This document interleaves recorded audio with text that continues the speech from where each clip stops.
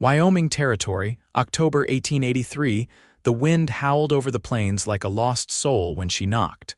The sound was faint, but enough to rouse 72-year-old Thomas Reddick from his worn leather chair by the hearth.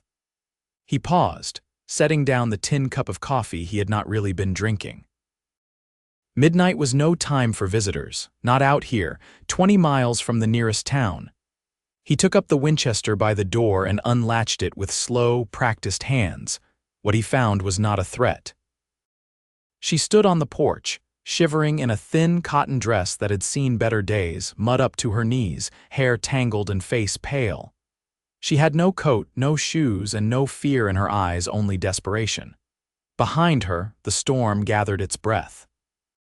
"Please," she said, voice brittle as ice, "I did not know where else to go." Thomas stared at her, heart beating slow and solid like it always had. "What's your name, girl?" "Olive," she said. "Olive Whitlow.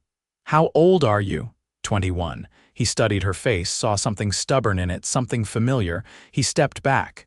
"Get in here before the wind freezes your bones clean through." She did not hesitate. Inside, the cabin was warm, the fire casting long shadows across the simple space. Olive stood awkwardly near the door, arms wrapped around herself. "I do not got much to offer but heat and quiet," Thomas said. "You hungry?" She nodded fast. He gave her stew and watched her eat like she had not seen food in days. When she slowed down, he asked, "You running from someone?" "My stepfather," she said. "My mother died last spring. He started drinking heavier after, meaner. I stayed as long as I could. But last week he came into my room." Thomas did not ask what happened after that. He just said, "You did right to run." She looked up at him, spoon halfway to her mouth. "I do not got nowhere to go," he nodded once. "You do now." Thomas gave her the small back room off the kitchen. It had not been used in years, but Olive said nothing about the dust or the creaky bed. That night he sat by the fire long after she had gone to sleep, listening to the wind slap against the windows, thinking of the girl with haunted eyes. She stayed, days passed. Then weeks. She did not talk much, but she worked. Mended the fence with him, learned to feed and brush the horses. She helped sort seed for spring, cooked better than he ever had, and brought life back into the quiet cabin. She laughed once when he slipped on a patch of ice near the barn. It startled them both. "You always been out here alone?" she asked one evening as they shelled beans by lamplight, "Since my wife passed." "That was near 30 years ago." "No children," he shook his head. "We tried," she nodded, falling quiet again. One morning, about a month after she arrived, Thomas found her kneeling in the snow near the edge of the property. She was holding something bundled in her shawl. It was a boy, maybe 5 years old. Barefoot, blue-lipped. He was not hers. Olive said she had found him wandering near the creek, half frozen and too weak to speak. "I heard crying," she said. "From the trees." They brought him inside. Olive wrapped him in blankets and fed him warm broth. He clung to her like a shadow. A day later, a girl was found too. Younger, sick with fever, curled up beneath a driftwood log. Olive stayed up 3 nights nursing them both. When the girl finally opened her eyes, her first word was Ruthie. "Ruthie?" Thomas asked. "My name," she said, blinking. "And that's my brother, River, abandoned. Left to die out in the cold." Olive stayed with them every moment, never asking for help. Thomas watched her closely after that. "You could have kept walking that night," he said one evening. "Could have passed this old place by." "I almost did," she said. "But something told me to knock." He looked at her, really looked. Her face had filled out. Her eyes were clearer now, stronger. She smiled sometimes, and when she did, it caught him in the chest. "I do not know what you want from this life," he said, "but if you want to stay, you're welcome." She looked at him then fully, honestly. "I do not want to be alone anymore," he nodded. "Neither do I." They took the children to town that spring, explained what had happened. No one came forward. No one claimed them. The sheriff said there were too many orphans out there now, too many lost. When they returned to the ranch, Thomas found her sitting on the porch steps, River curled against her side, Ruthie asleep in her lap. "I want to keep them," she whispered. He sat down beside her, Then we will, she glanced at him. Do you mean that? He took her hand, rough with work but warm. I do. Later that summer, under the cottonwood tree near the creek, he said the words. I do not got much, he told her, but I want you to have all I am. She laughed, tears in her eyes. Thomas Reddick, are you asking me to marry you? I am offering you my name. I am offering you a home. I am offering you a life. She stood on tiptoe, kissed his cheek, then his mouth. Then the answer is yes. They married in the fall. Olive Reddick, it suited her. She wore his ring like it had always belonged there. The children called him Pa by winter, and when the snows came again, the house was full of warmth and light. They built something from what had been broken. And for the first time in a long, long time, Thomas Reddick woke each morning with a full heart and a reason to smile. Because the girl who knocked on his gate at midnight no longer looked lost. She looked home in late March. The thaw came slow. The snow receded in patches, revealing earth hard-packed and gray, the creek swollen with meltwater. Thomas leaned on the fence rail, watching the colt test its legs in the muddy paddock, while Olive knelt in the grass with Ruthie coaxing green shoots from the ground like a prayer. Think they'll take to schooling? Thomas asked, eyes still on the colt. River's already trying to read anything I leave out, Olive said, tucking a curl behind Ruthie's ear. He asked me what a telegraph was yesterday. Thomas scratched his jaw. Might be we should talk to the preacher's wife. She's been teachin' out of that old freight house near the station. Olive stood and brushed her skirt free of damp earth. I'll ride into town sometime next week. Ask if she'll take them both. Thomas nodded, but his gaze lingered on her a heartbeat longer than the thought required. Inside, River was carving something into a scrap of pine with a dull knife. The boy had grown steadier since winter, shoulders less tense, eyes not so quick to dart toward the door. He held up the wood when they came in. It's a bird, he said plainly. Olive tilted her head. What kind? Doesn't matter, just one that can fly. Thomas reached for his coat. I'll fetch more seed from the shed. River looked up. Can I come? Thomas paused. Reckon you can carry the smaller sack. They stepped into the sunlight together. In the shed, River stayed near, hands busy, eyes watchful. Thomas hoisted the larger bag without complaint, and the boy followed with the lighter one, straining against the weight but not asking for help. Your hands are tougher than they were, Thomas said. River didn't answer, but his mouth twitched in something close to pride. Back at the house, Olive was boiling lye soap. The smell clung to the walls, sharp and honest. She wiped her hands on her apron when Thomas stepped in. Your shoulder's bothering you, she said, not asking. Stiff is all. I'll rub it after supper if you let me, he met her eyes. I will. That evening, after the children were asleep in the loft, Thomas sat at the kitchen table, shirt off, the lamplight catching the pale scars down his back. Olive stood behind him, thumb pressing slow circles into the muscle above his shoulder. You ever think about leaving here? She asked. Once, he said, voice low. After Sarah died, thought about heading south, but I didn't. Why not? He looked toward the window where the dark stretched deep. Didn't feel right, like I'd be walking away from the last thing that held any part of me. She was quiet a while, working the tension loose. Then, I think I was born with my feet pointed away from everything that should have kept me. This is the first place I've ever wanted to stay. He turned slowly and met her gaze. Her hands rested against his chest now, steady. You're not just staying, Olive, he said. You built this place into a home. The next morning, Ruthie tugged at Olive's skirt, holding out a yellow ribbon. It was in the old sewing box, she said. You should wear it.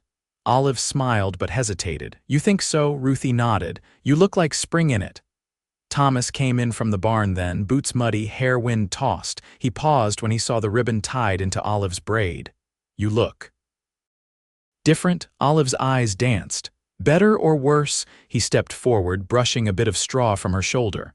Like something blooming after a long frost, she laughed, the sound quiet and unpracticed. Maybe I am. That week, they rode into town together. River and Ruthie sat in the back of the wagon, wrapped in wool. Olive held the reins with a sure grip, the road familiar now. Thomas pointed out the new telegraph pole by the rail line. They got the wire running all the way to Cheyenne now, he said. Do you think someone back east could write to us? She asked. If they knew where we were, he nodded. If they cared to. She didn't speak after that, just looked ahead at the bend in the road. At the station, the preacher's wife agreed to take the children 3 days a week. When asked about a surname for the register, Olive didn't hesitate. Reddick, she said. River and Ruthie Reddick. Thomas said nothing until they were halfway home. You didn't have to give them my name. I wanted to, she said. It's theirs now, too. That night she reached for his hand as they watched the fire burn low. He held it, calloused fingers interlaced with hers. I've never been anyone's wife before, she said. You're mine now, he said. And I aim to be worthy of that. She leaned her head against his shoulder, and for the first time since she'd arrived, sleep found her easily. Outside, the thaw continued, slow and certain. By early June, the land had turned restless with green. The cottonwoods near the creek swayed under a sky thick with the scent of river silt and distant rain. Thomas stood barefoot on the porch, sharpening a hoe with slow, clean strokes of the whetstone. Across the yard, Olive knelt beside the fence-post garden, tying up young beans with twine cut from a flour sack. Her fingers moved quick and sure, sleeves rolled to the elbow, sun on her neck. River and Ruthie were down by the creek, gathering smooth stones for the border path Olive had started laying behind the house. A dog had taken to following them a rangy blue heeler that showed up 2 weeks back and refused to leave. They named him Flint. He barked at hawks and slept on the porch like he'd always belonged there. Thomas set the finished hoe against the railing and walked toward her. She looked up when his shadow crossed her hands. Had a thought, he said. That's so? She wiped her palms on her skirt. There's a man east of town, name of Broderick. He's got a stand of apple trees he can't keep up with. Might be we could plant a few saplings along the west field, give something back come fall. Olive leaned back on her heels. You thinking cider or shade? Both? She tilted her face to his. You'd trust them to take root, he nodded, so long as you're the one tending them. She touched his hand, brief and quiet. Then let's go see this Broderick. They rode out the next morning. The wagon bed was empty save for a small sack of sugar and a jar of dried mint Thomas thought might sweeten the trade. The road wound past wheat fields and low hills where meadowlarks flitted between fence posts. Broderick met them at the edge of his orchard, a wiry man with a stitched-up brow and a voice like dry stone. Trees are yours if you take the ones already leaning, he said. Storm last month knocked a few sideways. Roots are still strong. Thomas inspected the trunks one by one. Olive crouched beside the last sapling, pressing her fingers into the soil. This one's holding, she said. It just needs steadied. Broderick spat into the dirt. Never seen one come back after a tilt like that. Olive stood. Then you haven't watched something want to stay. They loaded 4 saplings into the wagon and turned home. The trees rustled with each jolt, branches brushing Olive's shoulder as she sat beside them. Flint ran behind the wheels, tongue out, tail high. That evening the holes were dug and the trees stood upright again, roots tucked in tight and watered from the creek. River brought a tin pail, careful not to spill. Ruthie dragged a tattered quilt out and laid it near the trunk of the tallest one. We can read here, she said. Olive brushed dirt from her palms. We can rest here too. Thomas stepped back, hands on his hips. Looks like they're home. She looked at him, eyes steady. So are we. That night, while the children slept and the dog curled beside the hearth, Olive sat at the edge of the bed, brushing out her hair. Thomas watched her from the doorway, candlelight soft on her cheek. I was thinking, she said, not turning, about building a smokehouse. We've got enough meat now to keep, and it'd be good to have stores for winter. He stepped inside, voice low. I'll draw the frame in the morning. You'll want it near the lean-to, away from the wind. She set the brush aside and looked over her shoulder. You never tell me no. I tell you what's true. She stood and crossed the room. Her hand found his, slow and certain. Then tell me this is real, she said. He pulled her close, thumb brushing the edge of her jaw. It is, it's ours. She leaned into him, breath warm against his collarbone. Then I ain't afraid of what comes next. In the weeks that followed, the smokehouse rose beside the lean-to, just as planned. River helped carry sandstone for the floor, and Ruthie lined the inside with dry pine needles. Olive hung a tin plate above the door, hammered flat and stamped with the letter R. One afternoon, as the light bent long across the yard, Olive sat beneath the tallest apple tree while Ruthie traced letters into a slate. Thomas watched from the porch, boots off, a bowl of peas waiting in his lap to be shelled. River approached him, stone carving in hand.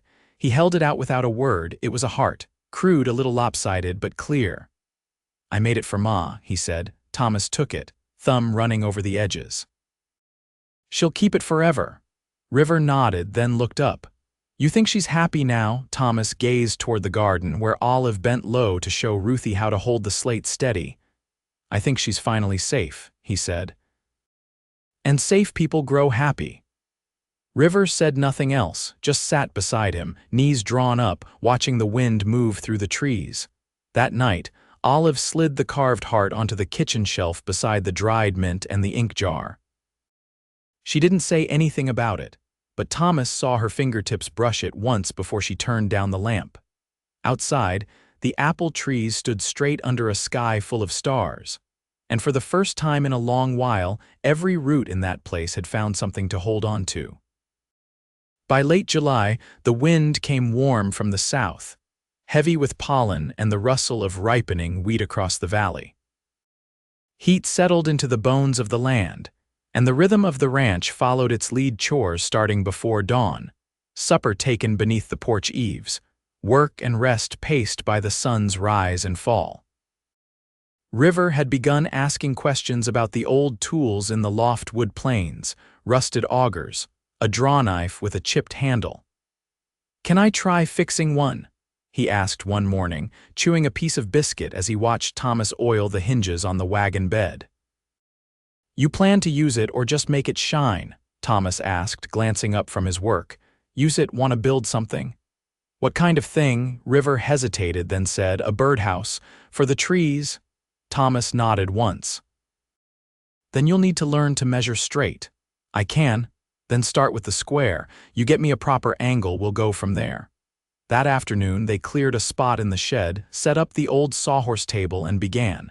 River's hands weren't precise yet, but they were steady. He didn't ask for help unless he needed it. Thomas watched him work the plane across a cedar scrap, brows furrowed in concentration. You ever build anything before? Thomas asked, leaning against the door frame. Not like this, River said, but I watched someone once. He made a box for fishing lures, never let me touch it. Must have wanted to keep it perfect.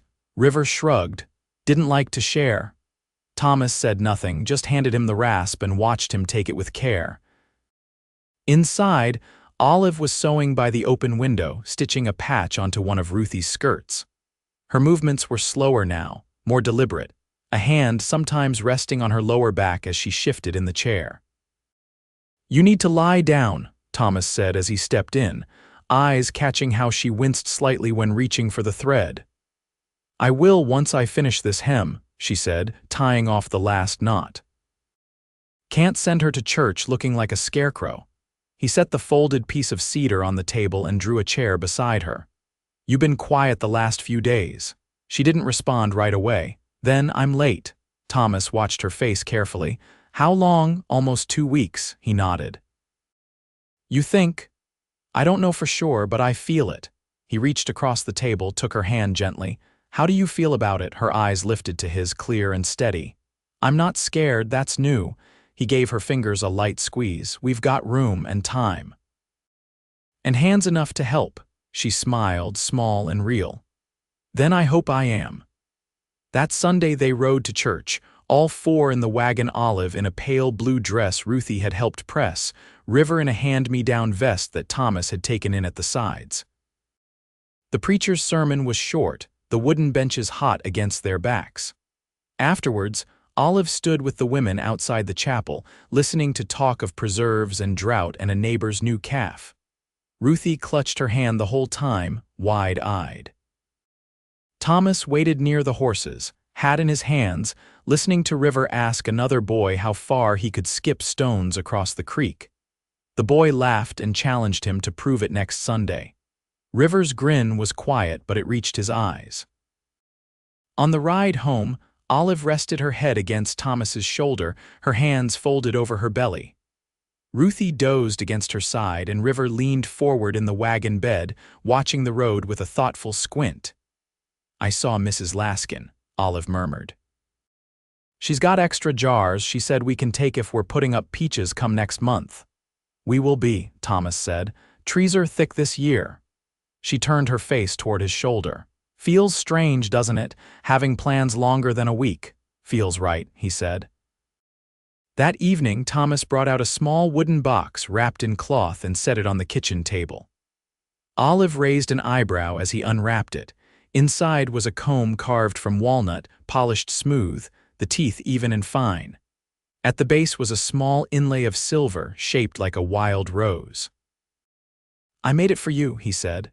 "Thought you might like something of your own." She picked it up, ran her thumb along the edge. "I never had one this fine," she said, voice quiet. "Not even close." He reached up and tucked a loose strand of hair behind her ear.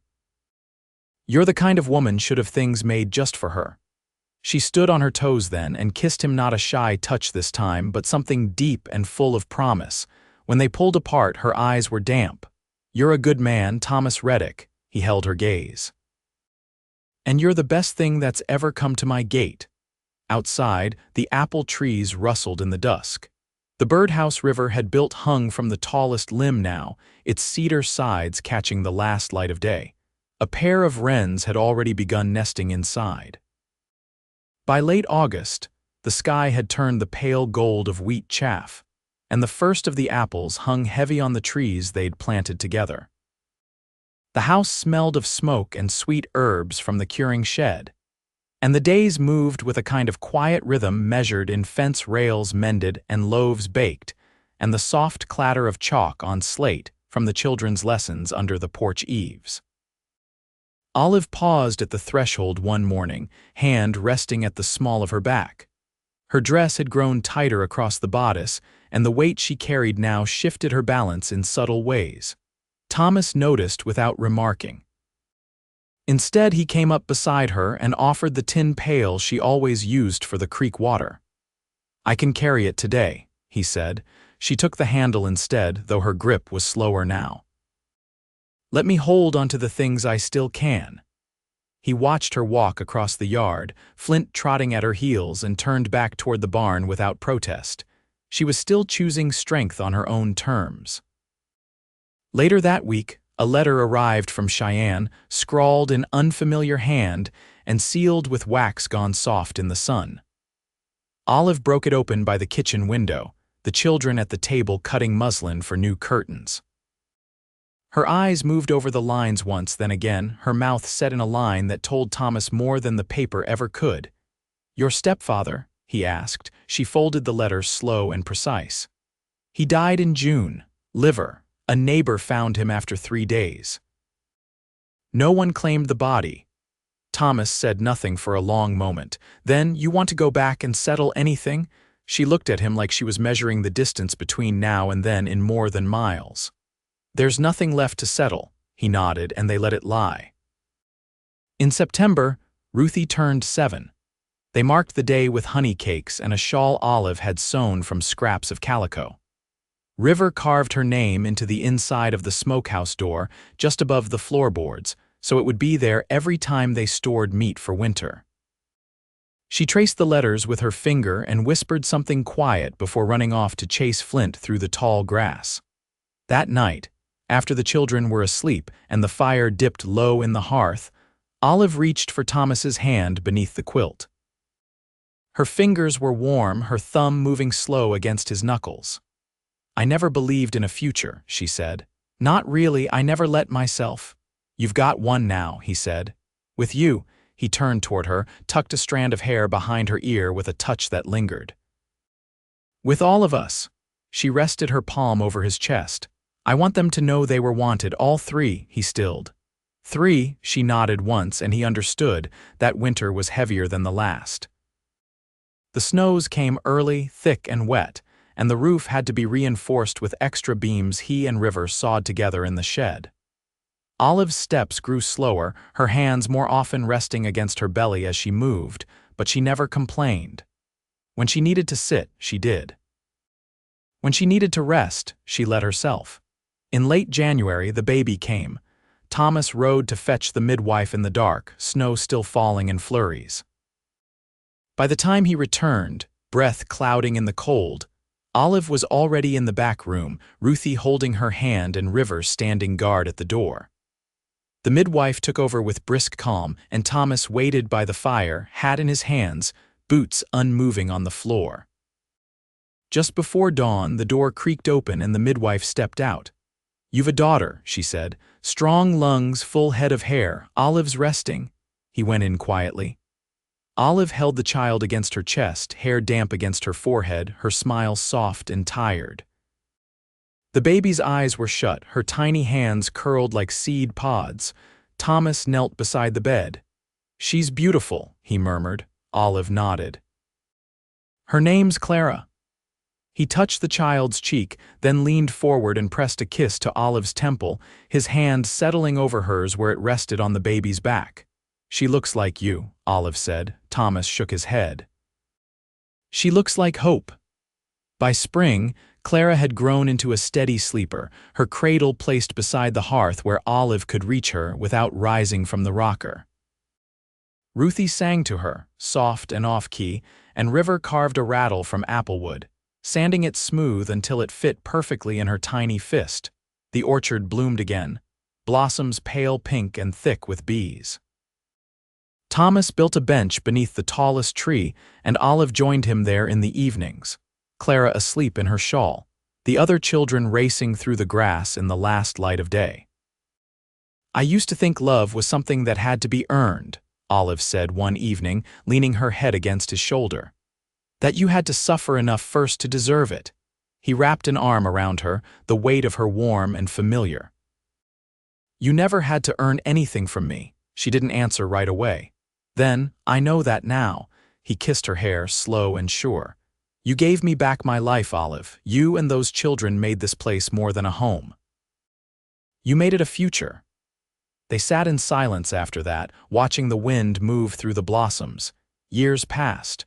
River took to carpentry and stayed on the land, building out the barn into a 2-room bunkhouse and adding a chicken coop near the creek. Ruthie became a teacher, riding into town 3 days a week to teach letters and numbers and always home before dark to help with Clara. Clara grew into a girl of sharp eyes and wild curls, her hands always busy and her laugh echoing across the pasture like it belonged to the sky itself. Thomas and Olive grew older but not slower. Their days were full of meals shared, fences mended, hands held without needing words. They sat side by side on the porch each evening, watching the land they had built bloom and grow, season after season. They had come to one another broken and uncertain, each bearing the weight of what had come before. But together, they had built something lasting. And in the stillness of those shared days, in the warmth of a child's hand, the creak of saddle leather, the hush of wind through apple branches, they found peace. They lived out their years in love, steady and honest, rooted strong as the trees they'd planted side by side. And they were never alone again.